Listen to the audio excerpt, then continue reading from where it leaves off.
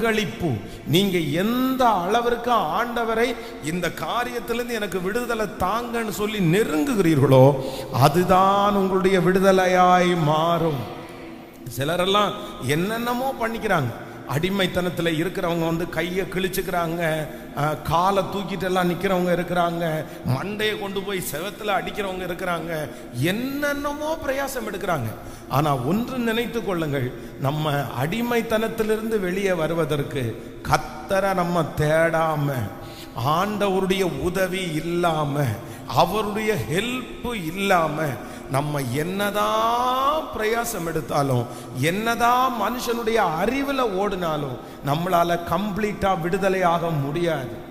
எப்பேற்பட்ட காரியமா இருந்தாலும் நான் நம்புறேன், ஆண்டவர் விடுதலையாக்கினார், குமாரன் உங்களை விடுதலையாக்கினால் மெய்யாகவே விடுதலை. குமாரன் உங்களை விடுதலையாக்கினால் மெய்யாகவே விடுதலை.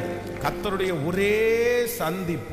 அதனால இன்றைக்கு அந்த அடிமைத்தனத்தில் இருக்கிறவங்க, வெளியே வர முடியாத சூழ்நிலையில இருக்கிறவங்க, அப்பா எனக்கு தெரியும் ஒரே வழி இருக்குது, ஒரே வழி இருக்குது. எந்த மனுஷனையும் பிரகாசிப்பிக்கிற ஒளி, ஒரே ஒளி, அது இயேசு கிறிஸ்து மட்டும்தான்.